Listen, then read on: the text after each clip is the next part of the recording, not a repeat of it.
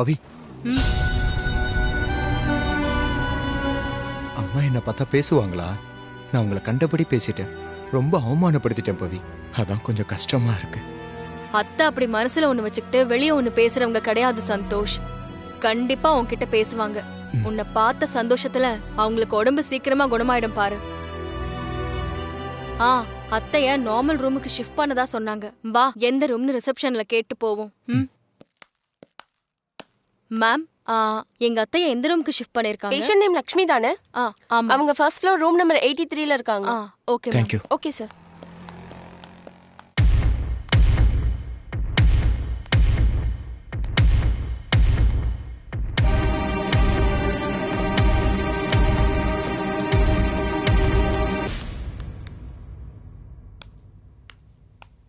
Sir உள்ள வாங்க, பேஷண்ட்டுக்கு ட்ரிப்ஸ் மாத்தணும். சார் நைட்டு ஃபுல்லா கண் முழிச்சு நீங்க தான் பேஷண்ட்டை பாத்துக்கிட்டீங்க. ஏன் சார் தயங்குறீங்க? உள்ள வாங்க சார்.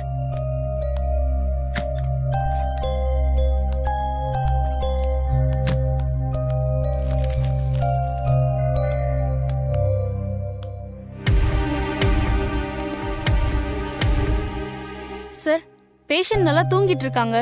எழுந்ததும் சொல்லுங்க, டேப்லெட் கொடுக்கணும். சரிம்மா. Okay sir.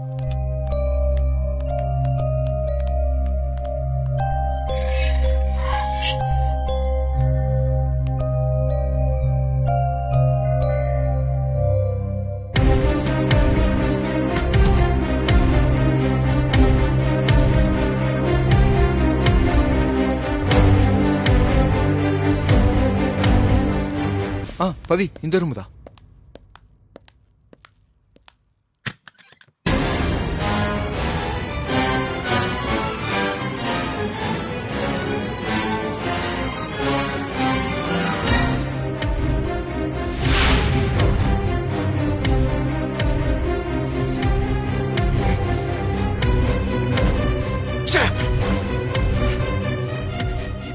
என்னாச்சு சந்தோஷ்?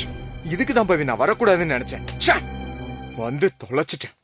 அப்படி என்னத்தடா பார்த்த? வேணாம் பவி, கதவு திறக்காத. அந்த ஆளு ஹரி, அவன் உட்கார்ந்துருக்கான் உள்ள. இந்த கன்றாவில பார்க்கணும்னு என் தலையில எழுதி வச்சிருக்கேன். வா பவி, போலாம். ஏய், அவர் இருந்தா உனக்கு என்ன? நீ வா, நம்ம போய் அத்தை பார்க்கலாம். நீ உள்ள வந்தா அவரா வெளியே போக போறாரு. அப்படி ஒண்ணு பார்க்கணும்னு எனக்கு எந்த அவசியமும் கிடையாது. நான் போறேன், நீ வர்றியா இல்லையா? இவ்வளவு தூரம் வந்துட்டு அத்தைய பார்க்காம எப்படி? பவி, எனக்கு தலைக்கு கோவம் ஏறுது. மரியாதை நான் சொல்றத கேளு. இப்ப நான் இங்க இருந்தா ஒண்ணு அந்த ஆளை ஏதாவது பண்ணுவேன், இல்ல என்ன நானே ஏதாவது பண்ணிப்பேன். என்ன சொல்ற சந்தோஷ்? என்ன சொல்லு? பேசாம வாடா. நீ போ, வா, வச்சுட்டு வாடா.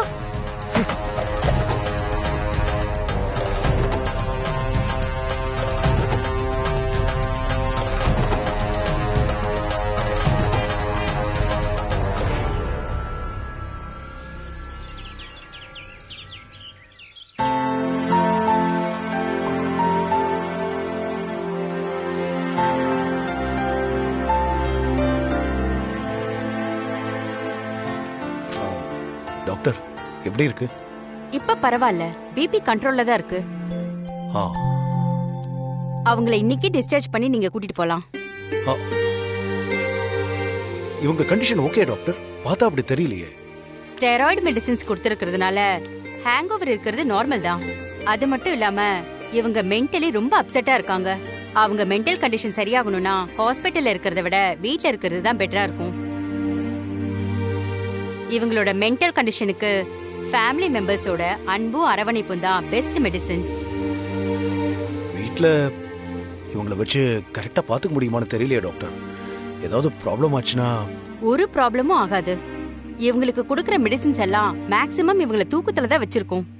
அப்படியே இவங்க கண் முழிச்சாலும் எங்க இருக்கும், யார் கூட இருக்கோன்னு கூட தெரியாது. ஓ சரி டாக்டர், நீங்க சொன்ன மாதிரி இன்னைக்கே டிஸ்சார்ஜ் பண்ணிடுறேன். Okay, thank you. Welcome.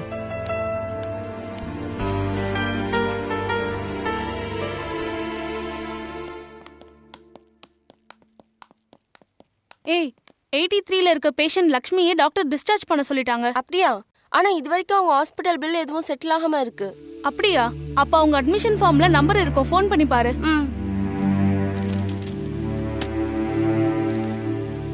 Sister, சந்தோஷ்னா உங்க சன்னோட நம்பர் இருக்கு. ஃபோன் பண்ணி பாரு.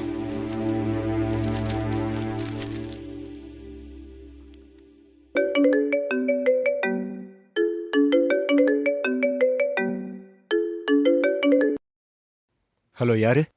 சார், நாங்க ஹாஸ்பிட்டல்ல இருந்து பேசுறோம். இங்க பேஷண்ட் லக்ஷ்மி. அப்படி யாரையும் எனக்கு தெரியாதுங்க. போனை வைங்க. சார், அட்மிஷன் ஃபார்ம்ல சன்னன் உங்க பேர் தான் இருக்கு. அதான் நான் தான் சொல்றேன்ல, எனக்கு அப்படி யாரையும் தெரியாதுன்னு. அப்புறம் நம்பர் இருக்கு, அது இருக்கு, இது இருக்குன்னு சொன்னா என்னங்க அர்த்தம்? சும்மா டார்ச்சர் பண்ணாம போனை வைங்க. சார் சார் சிஸ்டர், என்னாச்சு? அவங்க சன்னே இல்லைன்னு சொல்லி கட் பண்ணிட்டாரு. கட் பண்ணிட்டாரா? அப்போ அவங்கள அட்மிட் பண்ண வந்த அந்த பொண்ணு நம்பருக்கு கால் பண்ணி பாரு. பண்றேன்.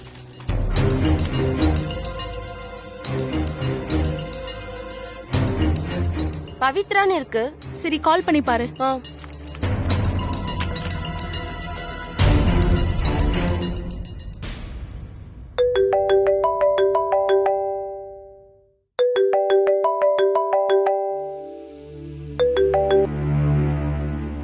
ஹலோ மேடம், பவித்ராவா? ஆமா, நான் ஹாஸ்பிட்டல்ல இருந்து பேசுறேன். நீங்க ஒரு பேஷண்ட் அட்மிட் பண்ணீங்கல்ல, அவங்க உங்க ரிலேட்டிவ் தானே? ஆமா, எங்க அத்தை தான். என்னாச்சு சொல்லுங்க. என்ன மேடம், நீங்க அட்மிட் பண்ணிட்டு அதோட விட்டுட்டு போயிட்டீங்க. இப்ப டாக்டர் டிஸ்சார்ஜ் பண்ண சொல்லிட்டாங்க. நீங்க வந்து பில் பே பண்ணிட்டு அவங்கள டிஸ்சார்ஜ் பண்ணி கூட்டிட்டு போங்க. அப்படியா? சரி, நான் இப்பவே வந்துடுறேன். பே பண்ணிட்டு. சந்தோஷ், என்ன பண்ற? போனை கொடு. அத்தைக்கு ஹாஸ்பிடல்ல பில் கட்டணும், டிஸ்சார்ஜ் பண்ணணும். அதெல்லாம் ஒண்ணு வேணாம். அதான் காலையில பார்த்தோமே, அவங்கள பாத்துக்கிறதுக்கு அங்க ஒருத்தர் இருந்தாரு. சந்தோஷ், என்ன பேசிட்டு இருக்க நீ? அத்தைய கொண்டு போய் ஹாஸ்பிடல்ல அட்மிட் பண்ணது நான் தான் போய் கூட்டு வரணும். அத்தைய டிஸ்சார்ஜ் பண்ண வேண்டாமா? எல்லாம் எனக்கு தெரியும் பவி, நீ போக வேண்டாம். சந்தோஷ், அத்தைக்கு பெரிய அசிங்கமாயிடும்டா. அவங்க பண்ண அசிங்கத்தை விட இது ஒண்ணும் பெருசு இல்ல. நீ முதல்ல என் போனை கொடு. இதுக்கு மேல இத பத்தி நீ பேச வேண்டாம். இனி நீ அங்க போகணும்னு நினைச்ச அடுத்த நிமிஷமே நான் அங்க இருக்க மாட்டேன். அத புரிஞ்சுக்கோ.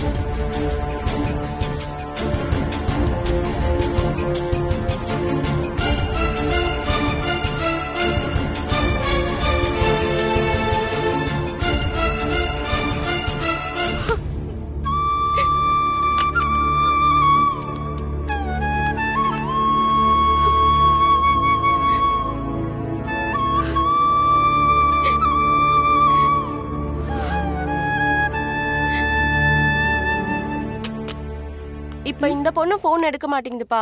4-5 வாட்டி அடிச்சிட்டேன். சரி, அந்த பேஷண்ட் ரூம்ல அட்டெண்டர் இருக்காங்க, அவங்கள போய் பாப்போம்.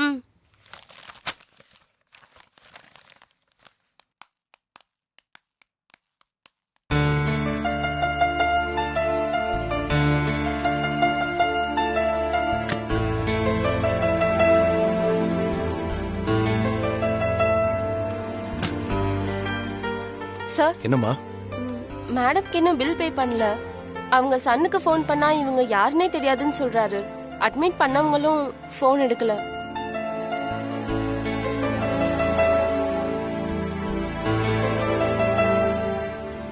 சார், இவங்க அக்கவுண்ட் க்ளோஸ் பண்ணாதான் டிஸ்சார்ஜ் சம்மரி கொடுக்க முடியும். இப்போ என்ன சார் பண்றது? மேடம், இவங்களுக்கு நான் பில் பே பண்றேன், நீங்க போய் பில் ரெடி பண்ணுங்க. சரி, ஓகே சார். அடே, நான் வரத்துக்குள்ள லட்சுமி மேடத்தோட திங்ஸ் எல்லாம் பேக் பண்ணி வச்சுக்க. நான் போய் பில் பே பண்ணிட்டு சரிங்க சார். எல்லாத்தையும் மறக்காம எடுத்து வச்சுக்க. ஓகே.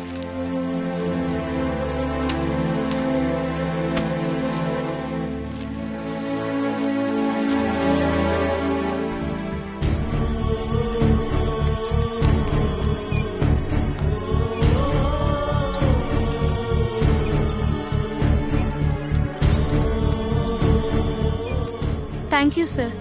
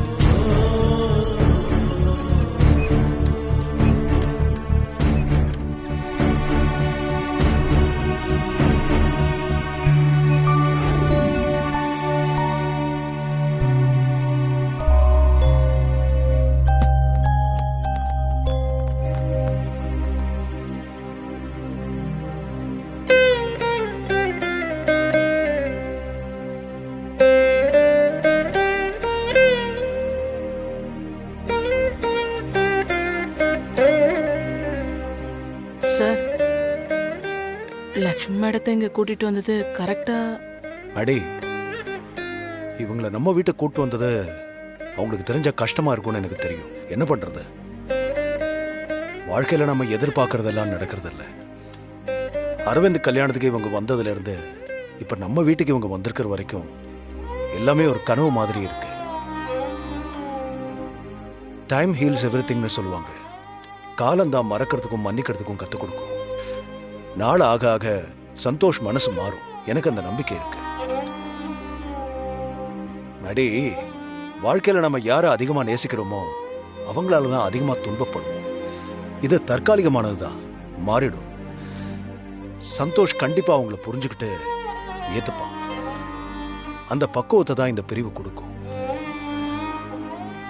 அது வரைக்கும் அவங்க இங்கதான் இருக்கணும். நான் ஏதோ அவங்க மேல உரிமை எடுத்துக்கிட்டு சொல்றேன்னு நினைக்காத. என்னால அவங்க இழந்த பழைய வாழ்க்கைய நான் மீட்டு கொடுக்கற வரைக்கும் அவங்க இங்கதான் இருக்கணும்.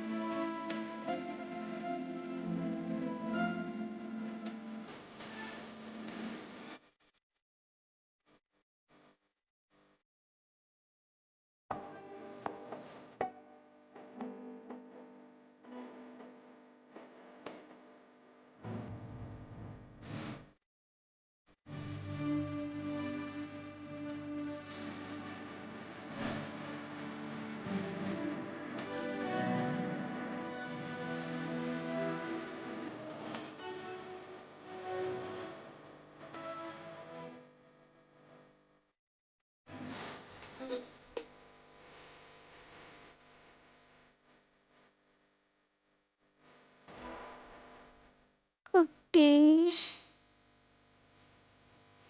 குட்டி குட்டி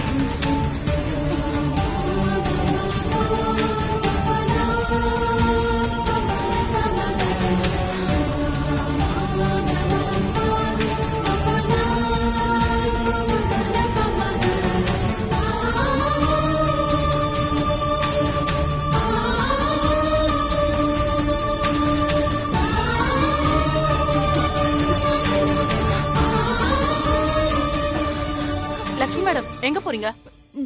நான் எப்படி இங்க என்ன எப்படி நான் என் வீட்டுக்கு போறேன். ஒரு நிமிஷம். நீங்க அங்க போனா சரி வராது. சொன்னா புரிஞ்சுக்கங்க. என் வீட்டுக்கு நான் ஏன் போக கூடாது? அது சொல்றதுக்கு நீங்க யாரு? மேடம், நீங்க தான் என் வீடுன்னு சொல்லிட்டு இருக்கீங்க.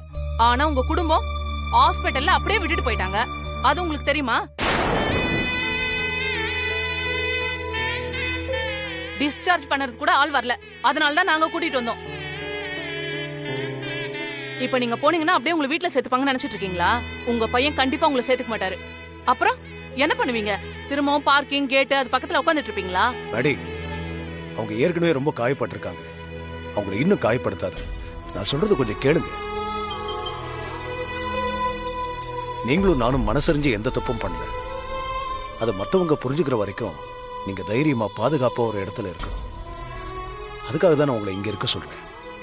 மத்தவங்க புரிஞ்சுக்காம இருந்தா எனக்கு எந்த கவலையும் இல்ல. அட்லீஸ்ட் உங்க குடும்பமும் அதை புரிஞ்சுக்கணும்ல.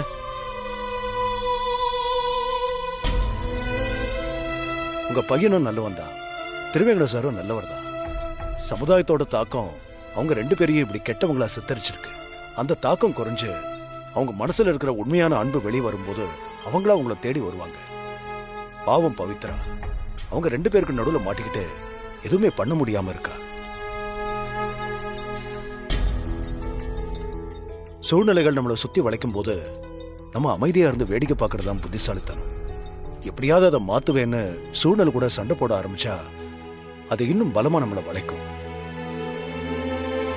நான் சொல்றது தத்துவம் இல்ல, யதார்த்தம். இப்ப நான் உங்களை கேட்கறது ஒன்னே ஒண்ணுதான்.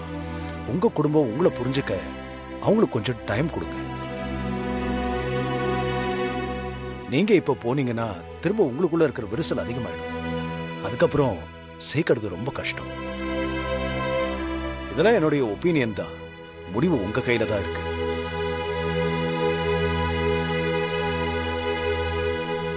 மேடம், ஹரி சார் சொல்றதையும் கொஞ்சம் யோசிச்சு பாருங்க.